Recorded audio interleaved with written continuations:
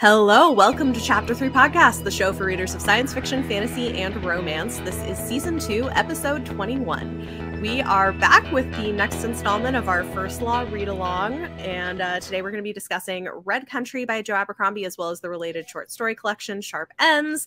And joining us today is special guest YouTuber Ben Coleman from Overly Average Ben. Thank you for joining us. Thank you very much for having me. So as usual, we will talk non-spoilers before we get into spoilers. We'll alert everybody when we're going to get into a spoiler section. Because we're talking about two different things, I don't know how we want to structure this conversation. I would personally say, like, Red Country, do the full non-spoiler to medium spoiler to spoilers, and then once we're in spoilers, then like Sharp Ends is pretty much like all spoilers anyway. Like, how are you going to talk about Red short Country stories without spoilers? Right. Yeah, fair enough. Okay. Well, let's do Red Country. Thoughts? This was both of your guys' first time reading it, right? Yes. Yeah, this is my first time. Yeah. And I was shocked by how much I actually enjoyed it. Because I am not a big fan of Westerns. I think being a British person as well, like, you just kind of you see Westerns, you're like, it's just kind of, I don't know, they feel kind of lame as a It's British like person. as an American, I've often like encountered the opposite, where like British people that, you know, I'm paying attention to for some reason, like comedians or authors or something like that, they'll sometimes express the opposite, like, you know, like a romantic fascination with it because they're not American. And I, as an American, am like, ugh, Westerns. And they're like, well, it's like this like American thing that like we don't have over here. And I'm just like, well, it's not that great. So It's kind of like when people talk about like the great American novel, I'm like, really? Like, does anyone care? Like, it's I mean, some people do. Yeah. Yeah, some people do, but like in my head, I'm like, they're just books. Like, it would be like having like the Great British Novel. I'm like, there's just. Well, you do have a Great British Bake Off. Maybe you can have a Bake Off, and we can have a novel. There you go. Possibly. Well, yeah, there has to be a trade-off. But yeah, like Neil Gaiman talking about like American Gods, you know, like he was like, I have the right as a British person to write this like American road trip ode to America story, and he's like, but at the same time, he has this like romantic fascination with America as the outsider that we don't have. So yeah, right. Go either way. Which I'm sure not everybody has, but like it's interesting. Yeah. I have a complicated relationship with Westerns. I feel like I often really enjoy fantasy Westerns, so I was hoping I would like this. I did not. Not at all, or like not that much? Not very much. Oh. So it should be an interesting conversation. But yeah, I often like fantasy Westerns, and I like some versions of Western movies. I like some of the more modern ones that don't tie into some of the more problematic tropes of early Western movies. There's that about Westerns. Yeah, and I feel like this book leaned too far into trying to really be a traditional Western. Well, has semi-problematic tropes included. Have either of you seen, it's not like a retelling of it, but have either of you seen the movie that is most heavily what inspired this book, Unforgiven, with Clint Eastwood? No.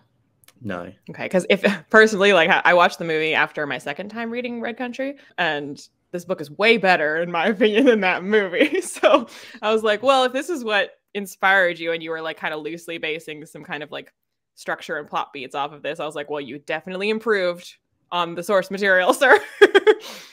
Yeah, I felt like it was one of those. I feel like, because I recognized a lot of the tropes. Like, reading it, I definitely felt that it still felt like a first law book in my head. That it didn't feel like it was making itself something that it isn't in terms of fitting in the universe. And I actually felt like some of the characters, like, of course, in every book there are returning characters. I felt like the returning characters served the tropes without it feeling contrived. Like, oh, we've put them in there to fit the trope. It felt like, no, the trope happens to fit what we're trying to tell here.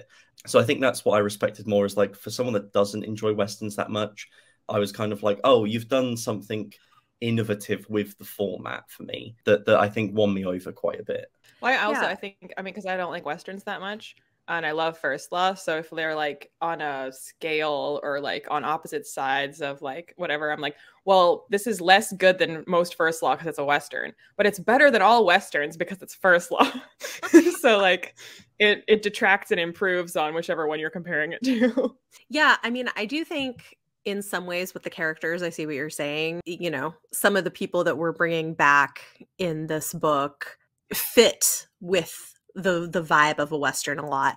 I wish, though, that instead of doing a retelling or, you know, or instead of leaning so hard into following so many of the beats of a Western film, I wish he had taken the vibe and the setting and done something a little different with it, because I think there is a world in which I could have really liked this, but there were like things that didn't work for me very well. I'm assuming those are spoilery things that you'll tell us about in a minute. I mean, some of it is. One thing that I'll say that I think it's like I couldn't not see it and it kept pulling me out of the story is, and I can see that he tried. Like, it was one of these things where, because like, okay, so like one of the biggest issues with Westerns is their treatment of Native Americans and indigenous people. And I can see that Abercrombie was trying to like find a workaround to not do that by making them sort of this mashup of Native American and Celts that are white with red hair, as you know, with the ghosts and stuff. However, they still play into all of the worst stereotypes of Native Americans in Western films, and still are just like tying right into all of the sort of like worst things. So I think he tried to get away from it, but was still, and it's hard because he is British. And so I don't know how much he knows of the history of that or of like where those things become problems. But that bothered me. To me, I mean, that's fair. To me, I personally feel like the biggest problem, or I shouldn't say the biggest problem, but one of the biggest problems with those types of things in Westerns is that while it does that to Native Americans, it simultaneously heroicizes the white man, and he never heroicizes the white man. So like, it would be strange if he did heroicize the Native peoples, because that's something that he never does. He never heroicizes any peoples. He makes them all awful. So like, I was just like, it's pretty like even across the board. Everyone's kind of terrible. It's not that. It's some of the very specific things. So for instance, having a lot of them be alcoholics, having them take people's ears instead of scalps, where the whole scalp mythos isn't even accurate. It was actually white soldiers who were taking scalps as a way of getting paid for killing indigenous people. It kind of was used in the media as a way of like creating fear of Native Americans, of saying, oh, they like take scalps, when they actually didn't, or most of them didn't. But so it was things like that. It was like specific choices to have them do these things that play into harmful tropes that are still used today in the way that people talk about indigenous people in America, who are still facing, you know, like more oppression and more violence in certain ways. So I think like all of that, I was like, oh, like this, no. I would say that's my biggest problem with the book, was reading it. I felt that it did have these very iffy points. Like you were saying, everything you said I completely agreed with. And I do understand what you're talking about as well, Leanna, with like, I did have that point where I was like, it's very much that the colonizers here are still the problem. Like they are the ones that are at fault. But some of it reminded me of there's a film called Bone Tomahawk, which is like a modern Western. It's like the first half is a Western, and then it switches into a horror film where it's this like sect of indigenous people they're cannibals, and it's this horrific like depiction. And so like the start of the film has one indigenous character be like, oh no, these aren't indigenous people, these are bad people, even we think that. And it's like, that is such a poor covering for what you're doing. And I felt like that kind of was the case there. I'm like, I understand what Abercrombie's trying to do with being like, no, we're playing into the tropes, but we're showing that in this the kind of the oppressors and the colonizers are the real problem. But it's whether it justifies the means, whether whether that happens. And I think that's just on a personal basis. But I found myself sitting in the middle, which is why I think I'd find myself sitting in the middle of both of you in terms of how you felt about the book, probably. I'm sitting in the middle of the road. I'm not picking a side. To the point that you just made, more broadly than just this specific type of storyline or problem, very often stories, movies, books, things like that, that in some way or other their thesis or what they're trying to do is to make a commentary that is stating that like violence is the problem, or that fascination with violence is the problem. 9 times out of 10 are violent books and violent films that people are consuming because they enjoy a violent thing in their media, even if what they're like if you watch Gladiator, that's an action movie in which it's saying, isn't it horrible how they have this Colosseum where they make people fight to the death? And you're like, yes, but I am enjoying watching them fight to the death in this movie. So like, I know that's your point, but you're also, you know what I mean? So like, that's true about this Western and what we're saying for like that specific issue. But like so many films and books, while they're trying to make this point about something being bad, are showing you the thing, and that's why you are watching or reading it, because you enjoy the thing they're saying is bad. Yes. Yeah.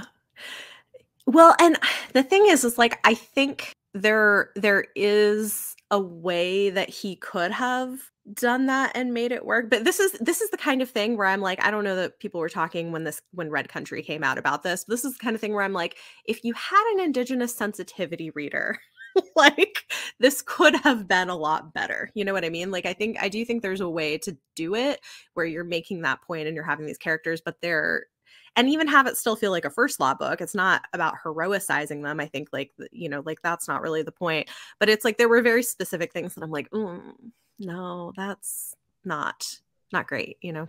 I think that plays into, to be fair, like the first law itself, like it has a lot of problematic things. Like it's like in this book, it has the R word. It is it has descriptions of like very racial descriptions, and that's like from the very first book. I feel like it doesn't hide away from the connotations that can be made to the real world.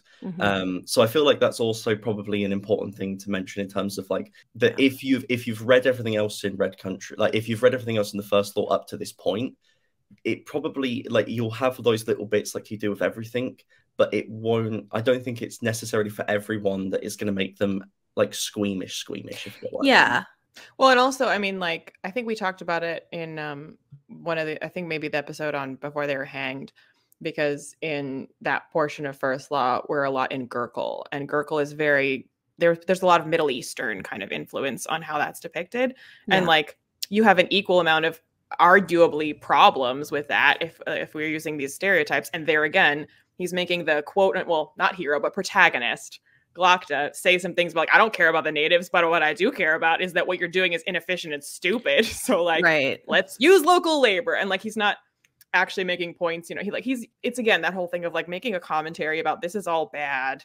And I'm not proposing a solution, and you are entertained by the badness of this. But you know, like it's to Ben's point, like if you've read First Law, he's shown problematic things about a bunch of different things that have real world parallels or real world inspirations. So if you read this, you'd be like, that's par for the course for First Law, that like, oh, it's the Native Americans' turn to get the First Law treatment. Yeah, I mean, and I do think that's true. I think for me, and granted, part of this is probably like the fact that I have been so much more in the conversations happening with and thinking about stuff happening with Indigenous people in America right now, that it bothered me more. Like, I think is really what it comes down to, is I was just like, and it kept pulling me out of the story because I was like thinking more about that than I was about what was happening. And so I think that just experientially was what he chose not to tackle, which is in Unforgiven, is there's a whorehouse which is filled with whores, and that's more the kind of like people that are being attacked and or protected. It's not children. So Abercrombie very much chose not to do that. So I'm kind of relieved that was not what we were doing in Red Country. Oh my gosh, that's interesting. Yeah, I don't know. I mean, like the plot was interesting. I also think like beyond just this, I mean, this was like one of the big things that for me kind of didn't positively impact my experience with it. But I also just like didn't care as much about most of the characters as I usually do in his books. I don't know. I have to admit, I loved Shy and Lamb. Like their relationship was fascinating, and pre-spoilers, it's just the evolution of everything there is incredible. To be fair, it's not even pre-spoilers because I think first chapter, like it's very much everything's revealed. Like if you've read the other books, yeah, you kind of know. Anyone will be able to see this, but the cover tells you who is going to be in this book. I felt like there's the I don't think this is a spoiler. There's a caravan of people. There's a large amount of cast introduced at one point, and there's like a chapter introducing them. And I do feel like there were a lot of large groups in this book, rather than kind of sometimes where you have like characters that have those little groups around them. This is sometimes 9-10 people in one group, 6 or 7 in another, 5 and 6 in the other. And I felt like at one point where you're introducing all these people, I was like, this needs to pay off. And there are parts that I do think are really paid off and bits not as much. Yeah. Like a certain group, I think, plays an instrumental part in the ending. The caravan has a function that isn't necessarily there in the beginning. You're kind of like, where is this going? And then it works. But sometimes there are characters that I felt like they didn't need to be there necessarily. They didn't serve a larger function. They were just color for the scene. Exactly. Yeah. Well, speaking of payoff, I'll save like explaining this for the spoilery section because it's spoilers for both Red Country and spoilers for Unforgiven. But there's a thing in Unforgiven that he's clearly like recreating a specific kind of situation in Red Country. And I read Red Country twice first. So I knew how that was handled and resolved in Red Country. So when I watched Unforgiven, I was waiting for that to be paid off in a maybe different way, but like that it would be paid off because it's paid off in Red Country, and it wasn't. And I was like, did Abercrombie watch this movie and go, why was that never paid off? I'm going to pay it off. Because I was like, well, by that metric alone, and I think a lot of things are better about Red Country, but if like by that alone, Red Country is better because this thing that it set up, it paid off. Yeah, I don't know. Like I wanted more from certain characters, I think, and I wanted to spend more time in places that we didn't spend as much time, some of which is spoilery, so I'm not gonna like say too much about it. But yeah, I don't know, like I think most of his books, there's at least some like one character that I just like love. Often, not always, but often there's someone that I'm like, I am really either love them or I'm just like really interested in them or really invested in their story. And I don't know that I really had anybody like that in this one. I mean, it was fun to see some return characters. I did like some of them, but I just emotionally wasn't as invested as I usually am. Well, and I've mentioned this before, I think to you and in general, that like Abercrombie has said that he felt the most personally burned out when he was writing Red Country. And I've always said that I think I kind of feel that when I read it, but I also always feel burned out by Westerns. Like I just have a burnout kind of vibe to Westerns. So like if you're going to have that feeling for any book, like it's appropriate for a Western. So like when he said that, I was like, I don't know if I actually feel the burnout you're describing as a reader or if it's just that it's a Western and I would have felt that anyway. But either way, like, you know, I hear you. I'm interested to know whether anyone else thought, because I buddy read this with Joanna, and I felt that there is a plot line in this book that is the single darkest thing I've read in First Law so far up until this point. There is, like, when we get to spoilers, we'll talk about it, but there is a particular plot line that I really felt like I finished, and I was like, that was... Normally, there's an element of satire to every element of a First Law book that even if it's dark, I'm still laughing or having a little chuckle along with it. It's like seeing what he's poking fun at. Where with one particular plot line, I was like, this is just so dark. I feel like I know which thing it is, but we'll see if I'm right. I feel like maybe we can move into, because we're at 20 minutes. I was just going to say, like, we should move into spoilers. Right before we do spoilers, because we've been a little more negative, I think, than positive. And I just wanted to say that, like, the first 2 times I read it, I gave it 3 stars. And I would still say it is my least favorite First Law book, but I gave it 4 stars this time because I realized, I don't know, like, I fully realized or, like, fully, like, counted in my head that, like, at least 90% of my favorite quotes in all of First Law are in Red Country. And so then people are like, why don't you like it very much? And I'm like, because quotable quotes do not a good story make. So I'm like, the story is not my favorite. The setting is not my favorite. But there are so many absolute gems of quotable quotes in Red Country. Like, it's just like bursting. As I was going through it, I was like, because I, in the interim, frequently send people, first law quotes to be like, well, here's an example of how it's great, or here's an example of what's super relevant, or here's something to put on a mug. And as I was going through it, it was like, I was that meme of Leonardo DiCaprio going like, hey, that's that quote that I send people. Hey, that's that quote that I send people. Hey, that's that quote that I send people. I was like, they're all in Red Country. So I was like, that's not nothing. So like I raised it to 4 stars because I was like, some of my all-time favorite words in first law are in Red Country. So I gave it 2.5 stars. So I also gave it 4 stars. And that's I think 3.5 is the least I've ever given. And I think it will be an unpopular opinion to say that I gave that for Best Served Cold. I told you, Bethany, people don't like Best Served Cold. You told me. Okay, so Best Served Cold is not. It's one of my favorites. I remember. I watched the video and I was like, oh dear. But it's funny because you're not wrong. Like the more I talk to other people, a lot of people don't like Best Served Cold, which is so interesting. I think it's definitely like there are people that love it and people that don't. For me, I just felt it overstayed its welcome by about 150 pages. Like if Best Served Cold was this length, I think I would also love it. I can see that, but I gave this 4 stars because I think it was just the Lamb and Shy that relationship really it got me through it at least. If we're doing spoilers now, which are we? Yeah, let's do spoilers. I was gonna say I like Lamb and Shy, but I mean I'm here for Casca. I love Casca. And I love having it. Like if there's a person that I'm most excited about following in Red Country, and it's not even like that I'm that invested in his arc per se, because he doesn't really have an arc, but like half of those 90% of quotes, so 45% of quotes are Casca quotes from Red Country. He does have some good quotes in this book. Yeah. Casca is such an interesting character in terms of spoilers. Like previously, watching him develop to one of the worst people that there's ever existed. He goes, but also you don't hate him because absolutely. There was a point where I was like, I was fascinated by the fact that he'd taken Casca to a point where he's doing unfathomably evil acts, decimating towns, threatening to kill children.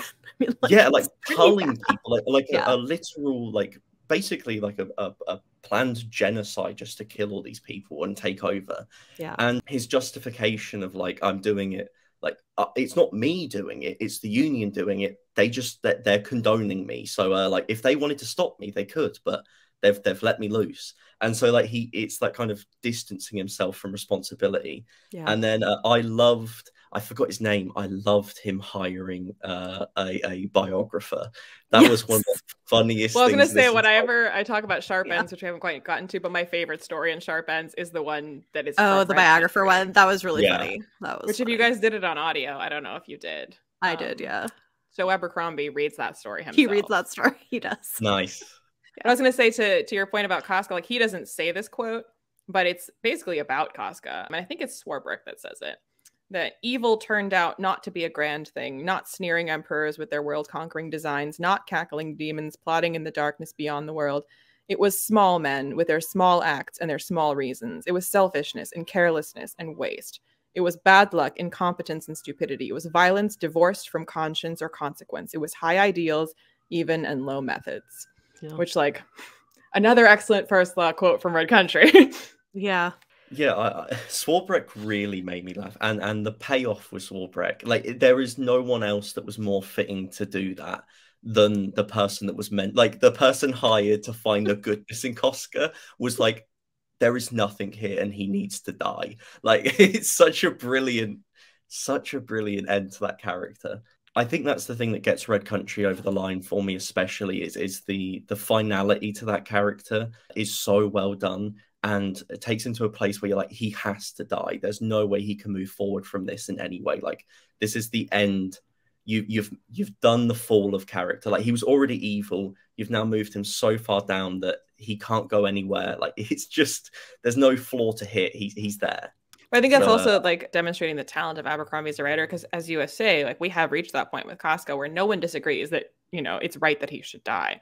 But at the same time, he says so many things in it where you're he's not this cackling, mustache twirling evil that you're evil incarnate and must be Like, he doesn't feel like the spawn of Satan. It's exactly like that quote about like, it's carelessness, it's lack of conscience. It's just like, it's callousness. And he even has quotes that you like, that's the problem. Like you end up agreeing with dark things when you read First Law, and you're like, oh, what does this mean about me?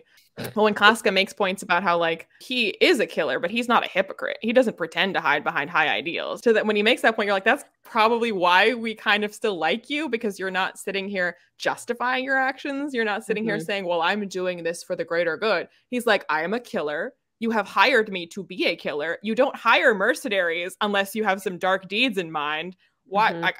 I know what I am. You know what I am. I don't claim to be anything else, which is why you're like, I mean, you are awful. We agree. And even you agree. So it's stuff like that where you're like, that's why you can't fully cross the line into like loathing and hating him the way that you might like Bias or somebody.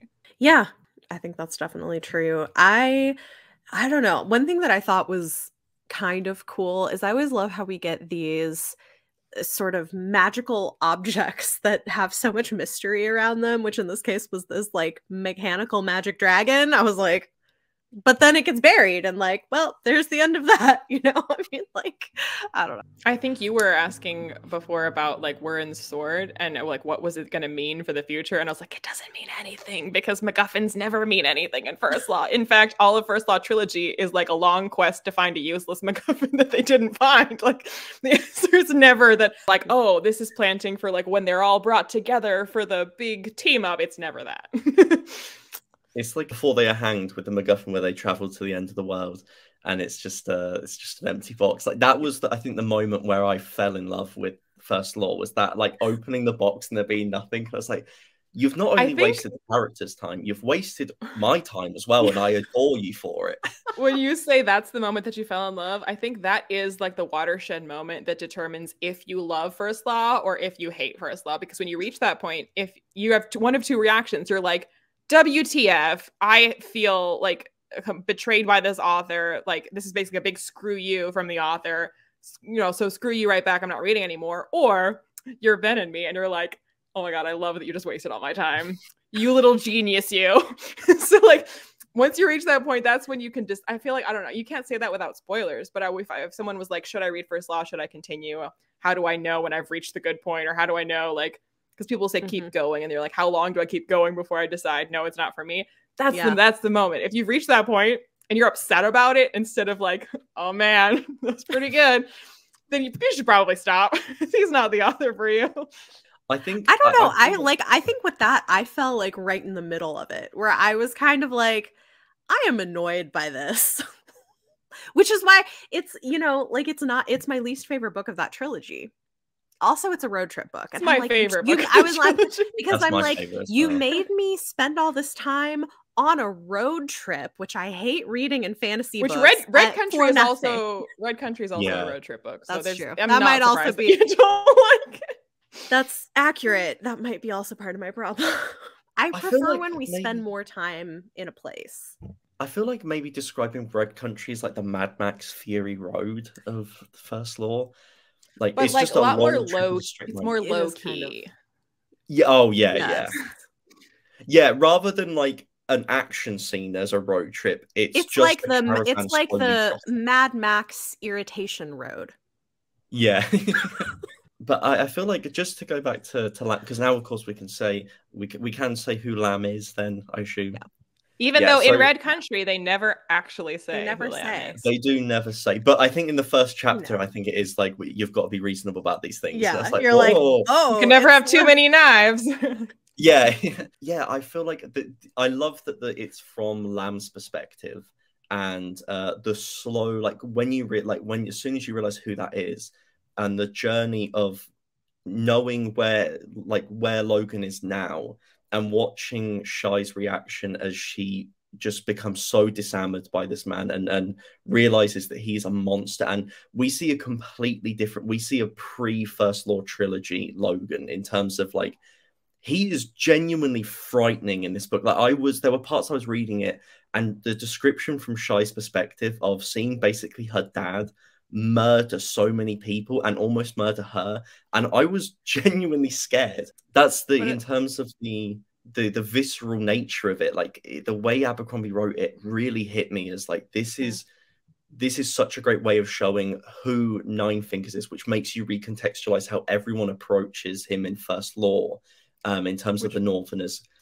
We see even more truly horrific Nine Fingers and Sharp Ends when you're really like, oh, when people say he has a past and they quake in fear of Nine Fingers, like it's not until the end of Sharp Ends that you truly realize who Nine Fingers was.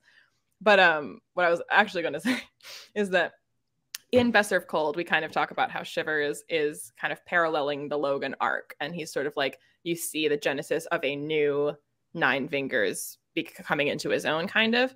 But it's interesting because I feel like in Red Country, we feel a paralleling of Manza's arc in Shy observing Shivers and Logan, because Manza is like annoyed at Shivers' optimism, and she's annoyed that he wants to be a better man, and she's like, that's so naive and that's so silly. And then Shivers loses an eye and goes dark and becomes, you know, final form Shivers, and she's like, dang it, I kind of miss, like, I regret wishing that I preferred you when you were optimistic. And we see Shy like always lamenting in her head that Lamb is such a coward. Lamb is so useless. Lamb would never, like, oh, he says he's going to handle a fight. I'll handle the fight, because he'll just like nod and let them take everything we own. And then she gets her wish. He's actually not a coward. He will take care of business and he'll get the job done. And careful what you wish for. It's the same as like Manza observing Shivers. It's like, I wished for this, and this is not what I wanted. No, it's true. There are a lot of parallels there. I did think it was interesting to see Logan and learn kind of, okay, where had he been, some of what he'd been doing during the interim. And of course, you know, it is like tragic and ironic that he chose the name Lamb for his new life. Lamb and Shy. Like Shy, because she also asks him, she's like, you know, about as stupid as naming your kid after like social awkwardness. Yeah. But you know, it's like clearly he must have had a series of years where he was happy, where he, you know, like was a step parent and had somebody he cared about, and then, you know, she died, this all happens, and, you know, I don't know, it's like he can't have a quiet life that he maybe I think wanted. It's in a different First Law book, which they might have repeated in Red Country, about how the seeds of the past bear fruit in the present, which has like been a recurring like theme in all of the books. Yeah. And like, again, one of my favorite like Red Country quotes that I have like always like quoted so many times, like and I never forgot that it was from Red Country, is that when they're talking about like running away to like find a new place or to like escape what you've been before, I think Lamb is talking to Temple about this, and he's like, the trouble is wherever you run, there you are, meaning that like you carry yourself and all of the problems that are you to this new place. So there's no running from yourself. And I just always loved that quote so much. One of my favorite like parallels that happens in this book particularly, which I think is, in terms of Shivers and Logan being set up together as this parallel, the introduction to, is it Pitt or Roe? I forget which one it is. The girl, the work done where Shivers turns up at the end, and you have the parallel of Shivers only doesn't fight, doesn't kill Logan because he sees Pitt, and it's like, that is me. That is me as a child watching someone I love die from Logan, and this kid's just going to come after me and kill me. And the work done there, but then putting an Abercrombie twist on it of switching to Pitt's perspective, and she's like, I wish he'd killed him. Like, I wish Logan was dead. I think that's the same thing where the secular nature, like, there are always going to be good and evil people. There are going to be those that break a trend, and there are going to be those that make it. And that even though Shivers should end a trend there of ending revenge, Logan has already started it in Pitt. And like, now Shivers is not the target of that revenge. It's now Pitt hates Logan. And but it's like, at the same time, if we had, you know, parallel universes, you know, like butterfly effect, what if with a different decision had been made? It's not at all impossible that if Shivers, because it's easy to say, I wish he'd killed him. That's different from it actually happening, you actually seeing it. Yeah. Right. Because we learn from Shivers, like at first when Shivers is a young kid and you brother. Yeah, too. exactly what I was gonna say. So like he's always like, I need to kill Logan, he killed my father, he killed my brother, whatever. And then it's only later when he's talking to Manza that he's like, you know what? No, I don't feel like you did, because you adored your brother. And you know what? I hated my brother, and I only wanted revenge because you're supposed to want that. And I'm glad he's dead. And so like, but he still went after Logan. Like, it didn't break the cycle, even though he felt that way. So just because like, I think it's Roe that's a girl, but I'm not sure. But regardless, just because she's sitting there watching this and being like, oh, I wish he'd killed Logan. If he had killed Logan, who's to say she wouldn't turn into Shivers 2.0 and be like, I mean, okay, I did hate Logan, but also you killed Logan and I can't let that stand. So there's no winning, basically. Yeah. Per usual in First Law. That's literally the point of that First Law. It's never good. Yeah. Nothing good has ever come out of First Law. But I was going to say, I think history is littered with dead good men. Another First Law quote. When I was talking about the darkest moment in First Law so far was the moment when Logan kills the leader of the ghosts and takes the kids. Yeah, I thought that was what you were and that moment, the weird, it's such a strange altercation in terms of stealing children. I'm going to say it, this may be an outland, this may be a hot take. Stealing children is not cool. And so like naturally you view them and you're like, that's wrong. But at the same time, these children seem to be, even though they are like Stockholm syndromed into liking this person. I thought it was so beautifully done the way that the leader of the ghosts goes to let her leave, and then having that parallel to when she goes to leave Logan and Logan tackles her to the ground and pins her and it's like, I'm not letting you go again. And there's something so dark and so that like there are so many questions and that you cannot answer. There's just so many problems and views and disgusting acts and all of this happening that I was just like, this is genuinely like, this is making me think things that I don't know how to feel. I don't know what I'm meant to take away other than this is really messed up. I mean, like, it would be, if you hear that there's a storyline, it's pretty straightforward. They're like, children have been kidnapped. You go to rescue the child that's been kidnapped. Easy. Rescuer a good guy, kidnapper a bad guy. This is a simple story. And I know how to feel about this. And then you read it and you're like, I think I'm rooting for the kidnapper. And I think that the rescuer is the villain. But why do I feel like that? Is that right? I don't know. I don't know anything anymore. Yeah. Which, I mean, it is interesting because, like, there are, I think, I don't know if I want to say this because I'm not sure that I'm right. And, like, maybe I'm going to be wrong about this. But, like, I think there have been some stories of white children being kidnapped by Native American tribes under, like, warfare things. And then them just being treated like family and treated very well, treated like, you know, and then when people would sometimes like try to rescue them, that they wouldn't want to go because maybe they were actually being treated better than they had been in their original homes. So like I think there is a historical basis for doing it, which I think is interesting. Yeah, well, not just with Native peoples. I mean, throughout history, there's been exchanges of hostages, exchanges of like, you know, you send like royalty would have like the heirs of all the houses like come and live with them because in theory they're hostages, but they're being treated to a good life. So like there's constantly complicated situations like that where like and we see in other books, you know, talking about who is blood the most important thing, or is it who treats you well, who raises you, who has taken care of you.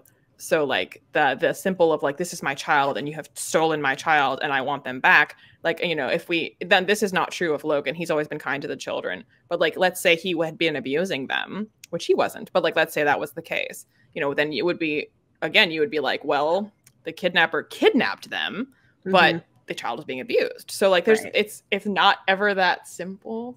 Yeah. Well, and it's also like who is giving the child agency. Well, and this is, I think, what's interesting and is complicated in Red Country is like who is the one who is actually treating the child like property versus giving the child agency. And I don't know. Well, and then combined with that is also like giving the child agency or a child agency sounds like a positive thing. But again, like you say, Stockholm syndrome, like we observed them treating the kids pretty well, but like Lamb doesn't know that. And like all he knows is they kidnapped the children. And just because the children, like anyone who's endured torture knows that your brain can be turned to thinking positively of your kidnapper. So like for Lamb to say like, you've been kidnapped and tortured and like you think you want to run away, but for your own good, like just saying, oh, well, that's what you want. That's your choice. Okay, well, then you would do it. Like that's not necessarily a good idea either. It's like we need some first law therapists. Everyone in first law needs therapy. They all need therapy. I feel like this book does a lot toward. I feel like Abercrombie hates middlemen. He hates middle management. So like the way that like the people that are Oh wait, what was that? Sorry. She said, "Who doesn't?" Oh yeah. But like the way that the true evil of this are like you've got Koska in terms of the actual kidnapping. The one that's the worst is the dude that actually took the kids and then gave it, because he's like, that's their culture. I'm being paid to do it by someone else. Like, I'm not involved in this. I just, killed a couple of people and stole some kids.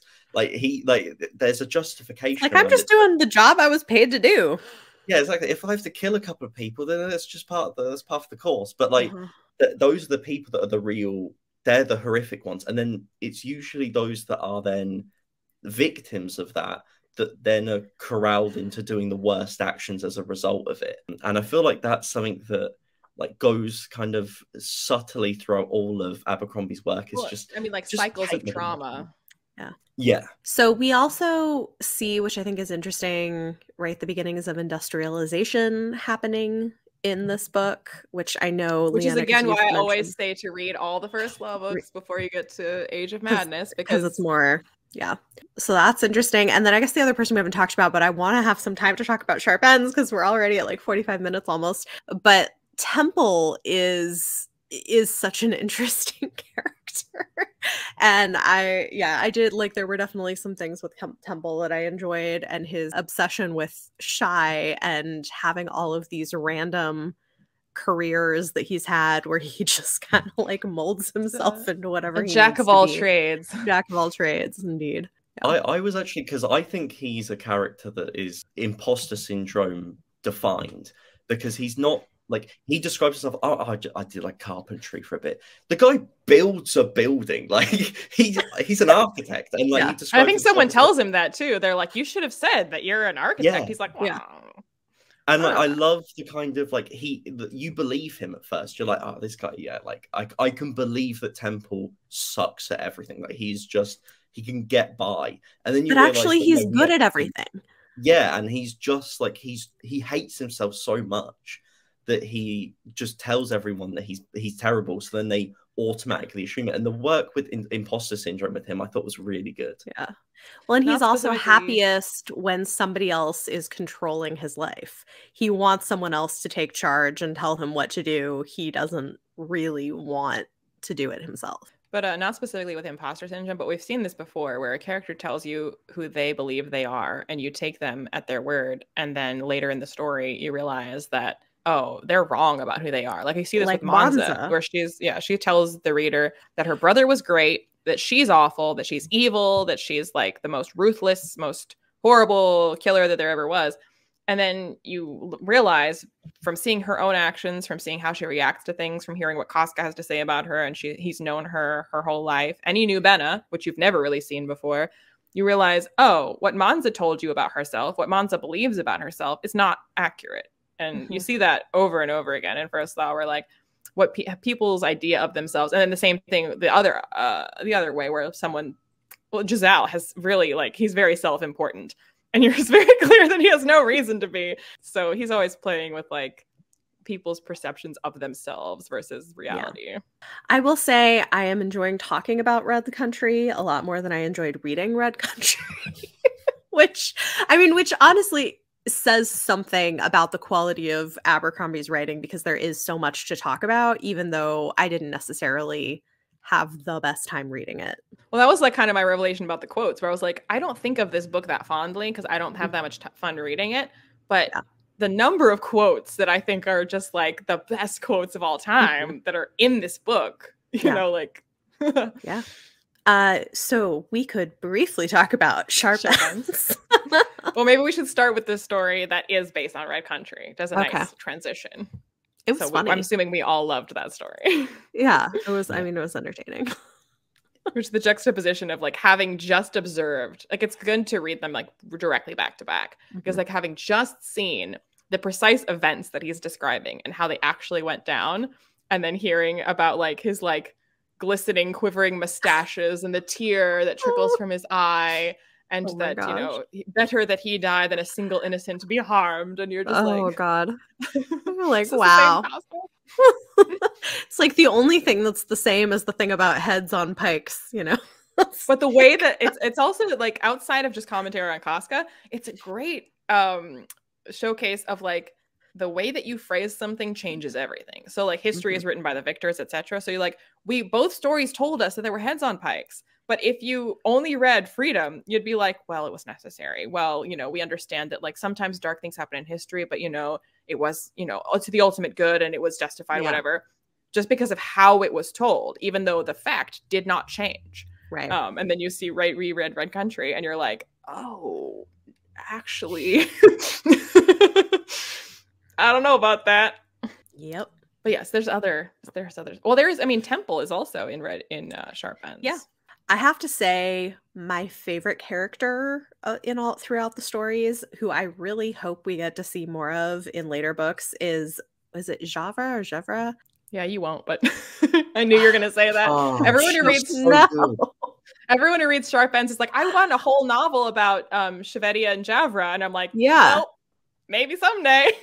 Oh no, I love them. They were so great. You basically get their whole like lives, like you get like, but you keep checking in with them as years pass. Right. So like if you did actually have a book about them, like, but you've like checked in already, like you've seen their whole.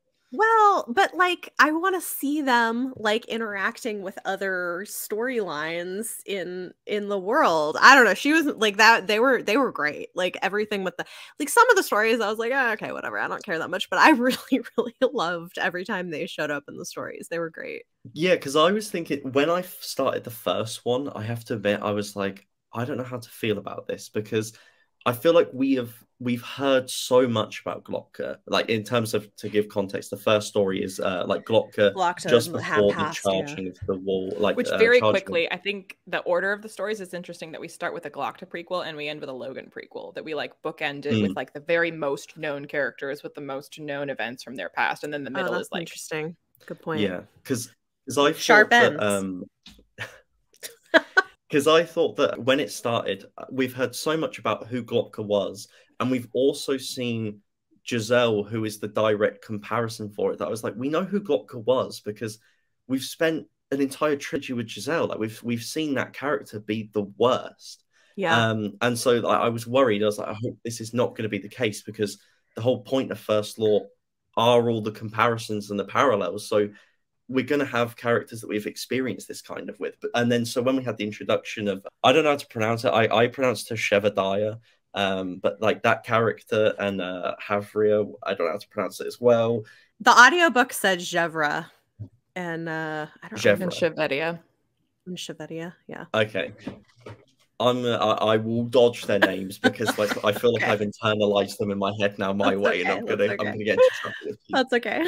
They were fascinating, and when I realized that they were gonna keep popping in, I was like, thank goodness that he's taken this approach, because otherwise I think it could get really kind of dull. You mean like if every story was a Glotka type story where it's all a prequel type thing for someone else? Yeah, or kind of like all completely characters we've already seen before. Yeah. Whereas this having a fresh perspective, I was like, this is what we needed. Like interacting with previous characters, but a fresh perspective, and like the relationship of Evria with that sisterhood. The sisterhood, like that whole relationship was so interesting that I was like, I just want to know more. I know, but also it's never gonna be. You know, he never explains magic. He never explains like origins, right? Because it's like, well, whatever I tell you will be boring. If I just leave it, you know, kind of vague, you're like, what a mysterious, interesting bit of lore there must be. And you're like, there isn't, because I haven't thought of what's actually going on there, but you're welcome. It felt like a Dragon Ball Z line. Like people just kept on coming up and they just kept on fighting them. And like, she was so overpowered. I was like this is Abercrombie is one of the few authors that can handle an overpowered character, because Baez is overpowered, but it's never it never feels like it's breaking the stakes of the story or breaking well, because people are still people, and it's well, like one of my favorite stories that's like, you know, it's about Shvetia and Jevra is when they meet Wirren on the bridge and they're refusing to, it seems like something out of Monty Python, where they're like refusing to let the other one pass. So they're going to fight about it, but you can't fight on the bridge. There's no room. So they're going to like go to one side of the bridge and essentially let someone pass so that they can have their fight about who's going to be able to pass on the bridge.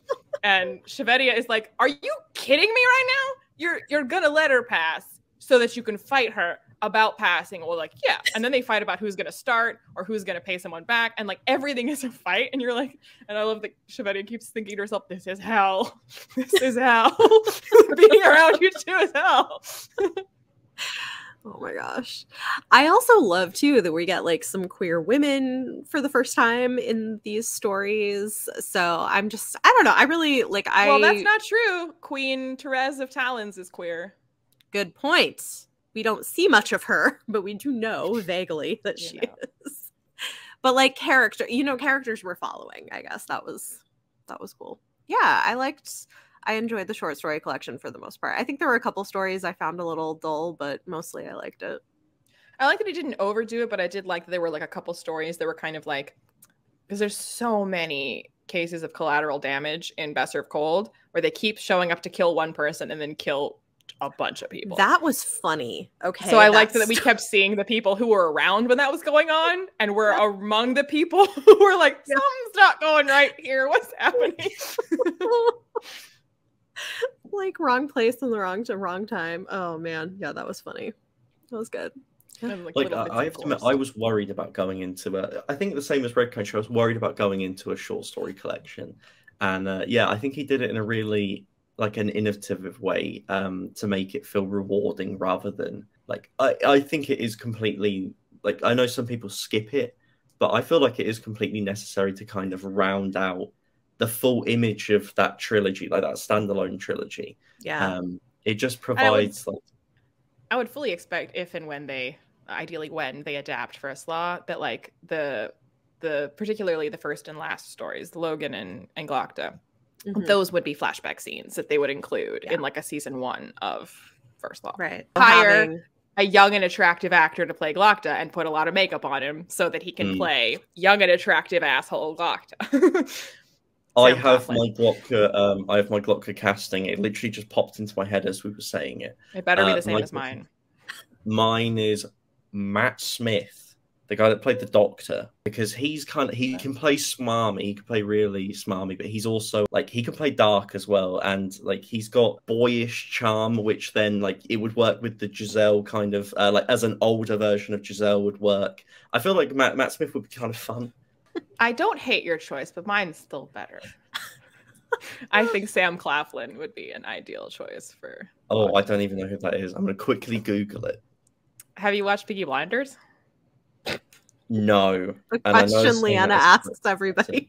Well, I mean, I've seen him in other things, but it was watching Peaky Blinders that first made me go, like, I know you from other stuff, but seeing him in Peaky Blinders, I was like, you could play Glocta. Oh, I think, yeah, I know that, yeah. Because he can do like evil and like corrupt and cynical really well, but he also is like young and hot, night man who like all the ladies would want to sleep with. So I think he'd be good. Why do I have a weird thing now where I'd be interested in seeing the same person play Giselle and Glocka, but wanting heavy makeup to play Glocka, but it's the same person? Oh, that would be interesting. That would be interesting. I mean, it would definitely, like, if anyone missed the parallel, it would be here's the parallel we're drawing. Yeah. It kind of reminds me, it's not the same at all, but the first thing that I popped in my head when you suggested that was how in most, like, plays and movies of Peter Pan, the same actor that plays the father plays Hook. Yeah. Oh, yeah. That's true. Same idea. Although they don't interact. There would be no scenes between them. Yeah, I think Sharp Ends is good fun. Yeah, I like Sharp Ends. I do think, though, having new characters with a story kind of weaving it through helps it feel like a thing that it's not as random. But having reread it 3 times, I have to say I dread the last story. Now, I mean, the first time I couldn't dread it because I didn't know. But now every time I reread it, because I know what the last story is, and I know how uncomfortably dark. Because, like, it's not like you don't know that Logan is dark. It's not like you've never seen the Bloody Nine. Yeah. You've never seen the Bloody Nine until you read the last story in Sharp End. I think because Logan has never been my favorite character, it is dark, but I'm less bothered by it as a story because I'm less invested in him. Does that make sense? And I think it probably would have worked more for me if I hadn't have read Red Country first, because I felt that impactful moment in Red Country. But I do also think it recontextualizes Bethod in a really interesting way. And like, I think that was my takeaway from that story. Was all the conversations also about, you know, Bethod's relationship with the Bloody Nine, and about like when they talk about who he was to him and whether or not he owes him something and why. Like, there's just so many things that I think, like, reading Sharp Ends, again, like you say, like, people say it's skippable, and like I'm like, nothing is skippable, but okay, whatever. But I think reading that last story, anytime you go back to read the First Law trilogy and they talk about his past and his history, like, before you're like, well, we've seen him be violent, but like, we've also know that you guys take advantage and that it's never that clear. When you see this story, like, I think as dark as Red Country is, and as dark as a lot of the Bloody Nine moments are throughout First Law, the like unhinged senselessness, the like chaotic Joker from Batman, I just want to be violent in like a slasher kind of way, where like he's painted the walls with entrails and he's like cackling about it, even though we had a conversation about this. And he's not like, you've seen him kind of go berserker where he's like in the midst of like a violent frenzy, but this doesn't feel like that. He's not in a violent frenzy. He is not in battle. He's in his tent having a conversation with you. And he said, sure, you can have him back. And 5 minutes later, he's painted the walls with his entrails. And you were not in battle frenzy. You just did that. Yeah. And like, that is okay. When people say the Bloody Nine, that's what that means. Yep. On that note. On that note. I think that's a good point, to be fair. That is like the end of the book, that just perfectly yes, puts the name good on ending point. So we are going to move into On My Radar, sharing recent or upcoming book releases in sci-fi, fantasy, and romance we're excited about. Books for today's episode that I'll be sharing are going to be released between July 26th and August 8th, 2022. I don't know if anybody else has anything, but first, if you enjoy the podcast, we would appreciate if you take a moment to rate and review us so we can continue to reach more listeners. And if you're interested in getting early access to episodes, as well as fun exclusive bonus content with every episode, consider supporting us on Patreon. Huge thanks to all of our supporting patrons, including our world-expanding patron, Sarah. You make this possible. We appreciate it. And there's like a lot of books coming out in July. So I have quite a few. Ben, I don't know if you have anything you want to share. You are welcome to, but you do not have to. I am terrible at new releases. That Me is okay. too. So is Leanna. I'm very busy rereading First Law. I don't have time for new releases. Right. Fair. It's okay. I have a lot more than usual. Normally I have like 4. I have like 6 this time. So it's fine. So June 26th, there are 4 books coming out that I want to highlight. The first one is Nobody's Princess by Erica Ridley. This one is a historical romance with 2 Black leads, which is kind of cool. It's a fun, kind of rompy, slow burn romance between a guy who kind of runs a spy network and is obsessed with royalty, who thinks he's going to save this princess, except that the woman turns out to be the aspiring royal guardswoman who has run away from her brothers who are guardsmen and from her position as a princess's sort of handmaiden to prove I'm trying herself. to imagine Abercrombie writing a story that follows those beats, but you know, but make it First Law, Right? Anyway, Right. Carry on. Anyway, so it's fun. It's like a fun, rompy kind of story with a badass girl who like is into fighting, and they do a lot of like parkour. They don't call it that, but that's essentially what it is in, 1800s London. So it's fun.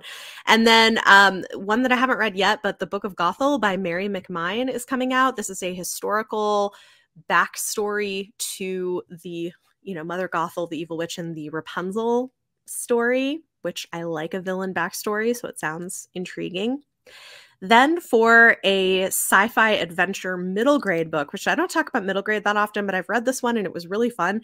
Team Chu and the Laser Tag Adventure by Julie C. Dow. It is about Vietnamese American siblings who are kind of like rivals, and there's this new VR laser tag arena that opens in their town, but there's like a sci-fi twist. It's also loosely based on Hansel and Gretel. So it's got like a very kind of loose inspiration from that. And it was a lot of fun and it was great. And then the last one coming out June 26th, I'm currently reading A Half-Built Garden by Ruthanna Emress. It's interesting because it's climate sci-fi mixed with First Contact story. So like there's aliens, but also it's sort of like post-climate apocalypse and humans having to figure that out. People are comparing it to Ursula K. Le Guin, which is interesting. So we'll see how that goes. Then August 2nd, I've got 2 more romances. The first one is The Hookup Plan by Farah Rochon. This one is an enemies to lovers contemporary romance between a pediatric surgeon and her high school arch nemesis when they meet up at a high school reunion, which I think should be fun. And then lastly, I just started this and so far it's fun. Ben and Beatrice by Catalina Gemara is a modern retelling of Much Ado About Nothing by Shakespeare. And it's interesting because in this, Ben is this sort of like wealthy, privileged white guy from a conservative family, and Beatrice is a Afro-Latin queer woman. And they both go to Harvard, and they hate each other, but their friends are like together. And it's, I mean, it's a, you know, Much Ado About Nothing retelling, but so far it's fun. As soon as you said Ben and Beatrice, I was like, Much Ado About Nothing. Oh, I don't know anything yes. about this, but yeah, 100% Much Ado About Nothing. So if you're interested in any of those, all of the books will be linked in the show notes or the video description. And again, this has been, oh yes. I realized I never said what the payoff is that's in Red Country that's not in Unforgiven, which is... Oh, right. Yes. Tell us. What is it? So Shivers keeps popping up as this like boogeyman that like is like he has beef with Logan, and you're like, he wants to fight him, and like he doesn't, you know, he just like appears here and there. Someone says like, I think someone's looking for you. And there's a character in Unforgiven that's like that. Like as soon as I started watching that movie, I was like, you're the Shivers character, because he like pops up, has like this isn't an ongoing series, so you don't actually know a backstory, but he has some kind of previous beef with the Clint Eastwood character, and he like is looking for him and wants to fight him.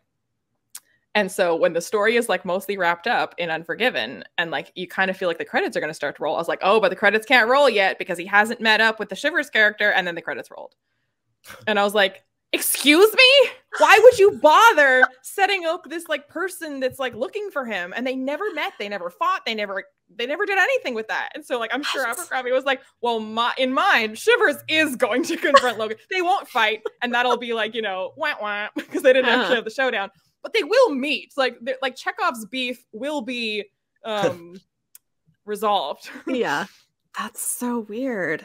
Interesting. Okay. I was so mad when I finished Unforgiven. I was like, what? Okay, good to know. So there you go. And again, this has been Chapter 3 Podcast. We're your hosts, Bethany and Liana. You can follow us on Twitter, Instagram, and TikTok at Chapter 3 Podcast. And you can also find all of us on our individual YouTube channels. The next episode will be available in 2 weeks. I will be back with Izzy, and we will be discussing Mr. Malcolm's List, a recent historical romance film that we are seeing and discussing. And I loved it, so I think there will be a lot to talk about. It should be fun. So join us in 2 weeks for that. And this episode's bonus content will be available to patrons in the next few days. Thanks for listening.